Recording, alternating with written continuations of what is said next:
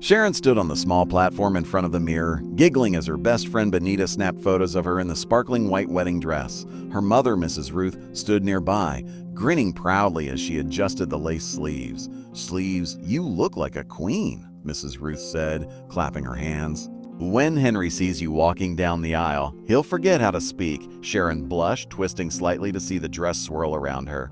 "You really think so?" "No doubt," Benita laughed. "You're shining like a star, girl." Everything felt perfect. The dress, the excitement, the countdown to the big day. The wedding was just 1 week away. The hall in Lekki was booked, the jollof rice and pepper soup menus were set, the cake had been tasted, and even her vows were ready. Then her phone buzzed. Sharon glanced down, expecting a sweet message from Henry, maybe, "Hey love, can't wait to see you later," or "just thinking about you." But instead, the text read, "I can't do this, I'm sorry." That was it. No explanation, no follow-up. Sharon froze. Benita noticed first. "Sharon, what's wrong? What's wrong?" Sharon didn't answer. She just stared at the screen, reading the words again and again. Her hands started shaking. She stepped off the platform, her high heels clicking loudly on the tiled floor. Mrs. Ruth frowned. "Sharon, what happened?" Sharon didn't speak. She quickly dialed Henry's number. It rang once, then went to voicemail. She called again. Nothing. She typed, "Henry, what's going on? Please call me." No reply. A slow, cold panic filled her chest, but she stood still, like her brain couldn't understand what just happened. Benita gently touched her arm. "Sharon, talk to me." Sharon sank onto the dressing room bench, still in her wedding dress. Mrs. Ruth kept asking questions, but Sharon couldn't hear a word. Everything felt far away. Sharon looked down at her hands, still clutching her phone. She blinked hard, but the tears wouldn't come. Not yet. The wedding was just 1 week away. Guests had already booked their flights from Abuja, Port Harcourt, even abroad. The hall deposit was paid, the aso-ebi fabric picked out, the small chops and jollof rice ordered. Everything was planned, promised, and now gone. Just like that. Slowly she pulled off one glove, then the other. Her fingers felt icy. She sank to the floor in silence, the wedding dress pooling around her like soft white clouds. No screaming, no crying, just a heavy, quiet stillness, the kind that happens when your whole world shatters in one text message. Sharon is a 28-year-old primary school teacher at Lagos City Elementary, the same school she attended as a child. Her life is simple but steady. She rents a small flat and Cerulor drives a used Toyota Corolla that sometimes needs jumping to start, spends weekends grading books or drinking Chapman at quiet cafes. Her pupils adore her. The other teachers respect her too. She doesn't earn much, but she's proud of her independence until she met Henry. When Henry came along, Henry was everything Sharon wasn't. Confident, funny, always knowing the right thing to say. A hotshot banker with a sleek car and crisp suits. Their romance felt like a Nollywood movie.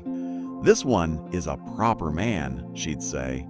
Henry came from a good family in Victoria Island, had a big banking job, and looked like a prince in every family photo.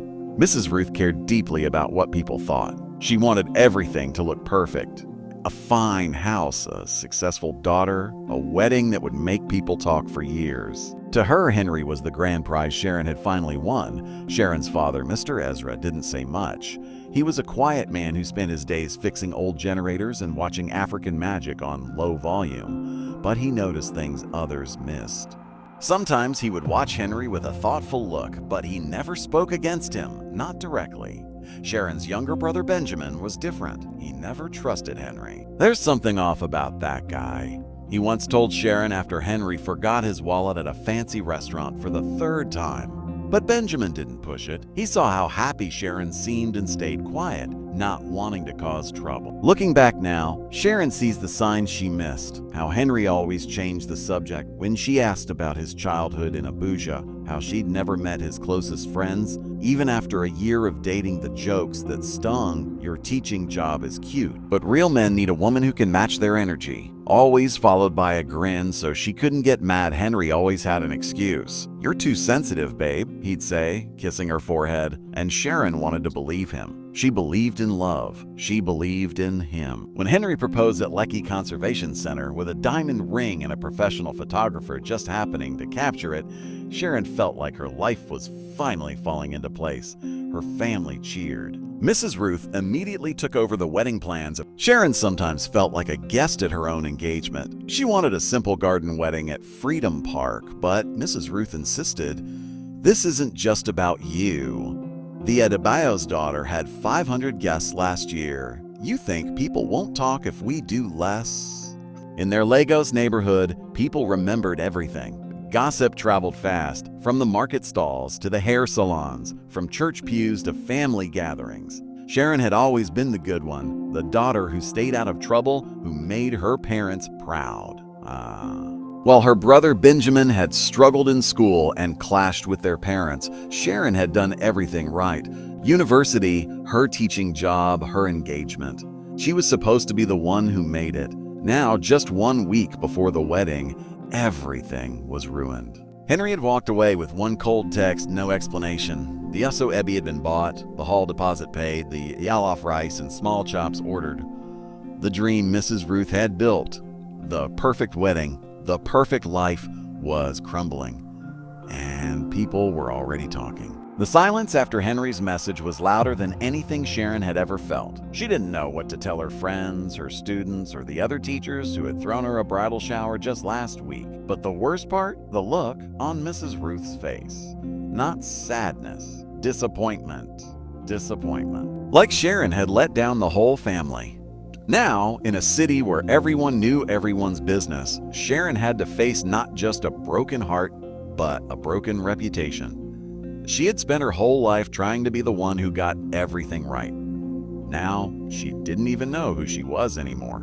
A few days later, Sharon finally met Henry face-to-face at a quiet cafe in Isitje. She hoped there had been some mistake. Maybe he was scared. Maybe they could fix things. But when he spoke, his voice was icy, his eyes avoiding hers. "I don't love you anymore," he said, like it was nothing.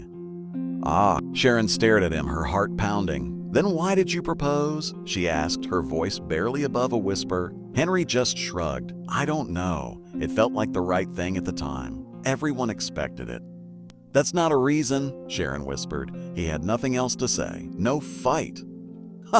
No tears. Just silence so heavy it pressed against Sharon's chest. She walked away feeling empty, like someone had reached inside her and scooped out all the happy parts. But the worst part? Henry didn't even look sad. That night, curled up on her couch in her Surler apartment, Sharon's phone buzzed. Her heart dropped when she saw the photo on Instagram. There was Henry in Obudu Mountain Resort, arm around a smiling woman, Amara, his coworker. Amara had come to their engagement party. So she'd even brought Sharon a gift. The caption read, "When you stop pretending and start living." Sharon's hands shook so badly she almost dropped her phone. She read the words until they blurred. This wasn't just a breakup anymore. This was a public slap in the face. Soon messages flooded in. "Sharon, are you seeing this?" "Girl, I'm so sorry. I always knew that Amara was shady." By morning, all of Lagos seemed to know. In a city where gossip spread faster than Okada bikes, her humiliation was complete. Then Mrs. Ruth called. Not to ask if Sharon was okay. Not to curse Henry for cheating. Just one cold question. What did you do to chase him away? Why couldn't you keep your man? Sharon hung up, turned off her phone, locked her door. The shame burned so hot she wanted to peel off her own skin. As she packed away wedding things that night, a folded paper fluttered to the floor, her unfinished vows, the part she'd worked hardest on. Sharon found an old vow draft written when she still believed in Henry. It read, "You are my safe place." She tucked it away, face blank, but heart changed. She vowed never to beg for love again. Anonymous texts arrived, screenshots of Henry's months-old flirty chats with another woman. The truth was clear. He'd been emotionally cheating while planning their wedding.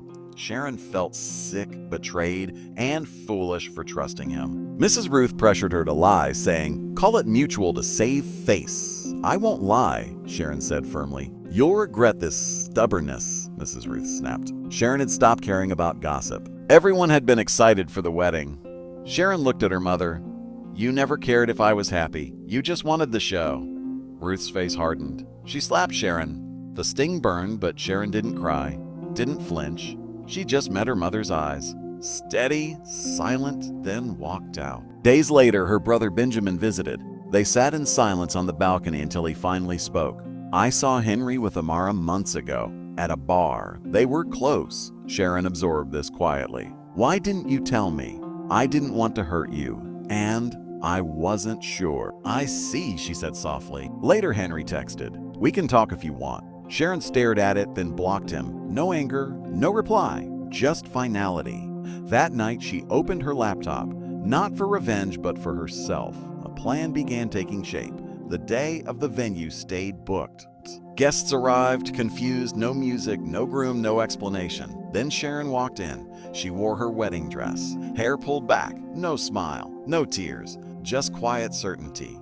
Ruth stood abruptly. Her father stayed still. The room held its breath. Sharon wasn't there to marry anyone. She was there to reclaim herself.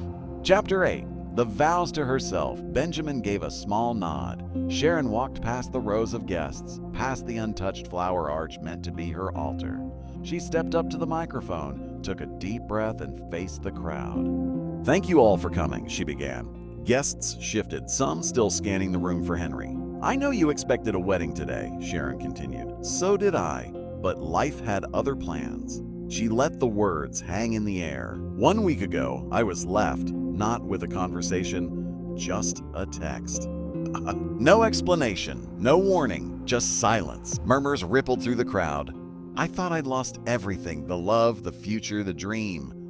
But the truth is, I didn't lose what matters most." She reached into her dress and unfolded a small paper, her wedding vows. "I wrote these for someone I thought I'd marry. Today, I'll read them for someone else." Her voice steadied as she read. "I promise to be honest, to choose kindness, to listen, especially to myself. I promise to forgive mistakes, most of all, my own. I promise to stop living for others' expectations and start trusting what feels right in my soul." She looked up, eyes dry.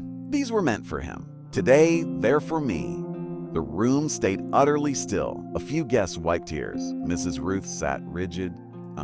Her father watched her for the first time with something like pride. Sharon wasn't a bride left behind. She was a woman stepping forward. "I know this isn't what you expected," Sharon said, "but I needed this to stop chasing approval, to stop pretending I was okay when I wasn't, to stop trying to be perfect for everyone else." She folded the paper carefully. "Today, I was supposed to get married. And I did, to the only person who never left, me." For a moment, silence held the room. Then one clap, then another. Soon the hall erupted in applause. Some guests stood, others wiped tears, a few simply nodded in quiet understanding. Sharon stepped down from the podium without looking back. Henry and Amara hadn't shown up, but by nightfall, they'd seen the clips flooding social media. The video, posted by a guest with the caption, "She didn't marry him, she chose herself," went viral. Strangers shared stories in the comments. "Your words gave me courage to leave my toxic relationship. You showed me what self-respect looks like." Even some of Henry's exes messaged her. "He did the same to me. Thank you for speaking up." Her students wrote too. "You taught us bravery in class. Now you showed us in life." Sharon didn't feel proud or famous, just seen. Then Mrs. Ruth arrived unannounced. She sat at the kitchen table, cradling tea, eye fixed on the wall. The silence between them was heavier than any words. "I didn't realize how much I hurt you," Ruth said quietly, her hands wrapped around a steaming cup of tea. "I just wanted everything to look perfect. That wasn't fair to you?" Sharon listened, silent for a long moment before nodding. "I know," she finally said. It wasn't forgiveness, not yet, but the air between them felt lighter. Moving forward, she took a break from teaching. After years of pouring into others, she finally poured into herself, starting therapy to unpack the weight of perfection, the sting of abandonment, the fear of never being enough. She began writing, not about Henry, but about herself, her healing, the small wins. "Today I cooked a goosey soup without burning it," the messy, beautiful process of starting over. When a blog reader asked, "Will you write a book?" she surprised herself by smiling. Maybe. Some nights the what-ifs still crept in, a home, a future, a love that stayed. But now they didn't drown her. She wasn't fully healed, but she wasn't broken either. And that night, for the first time in months, Sharon fell asleep without tears and woke up without fear. 6 months later, Sharon walked through the park near what was supposed to be her wedding venue. The Lego sun filtered through the trees, and the air smelled like blooming flowers. Up ahead, a couple posed for wedding photos, the bride's laughter ringing out as her groom tucked a loose curl behind her ear. For a moment, Sharon watched, not with bitterness, but with a quiet smile. She reached into her bag and pulled out her well-worn notebook. On the first page, in her own handwriting, it read, "To the woman I became, I'm proud of you." The sun warmed her skin as she closed the book. No fanfare, no dramatic music, just peace. She turned and walked away, not running from the past, but walking toward whatever came next. Hey, lovelies. If this story touched you, taught you something, or just gave you all the feels, don't forget to like, comment your thoughts, subscribe for more heart-touching tales. See you in the next story. Bye.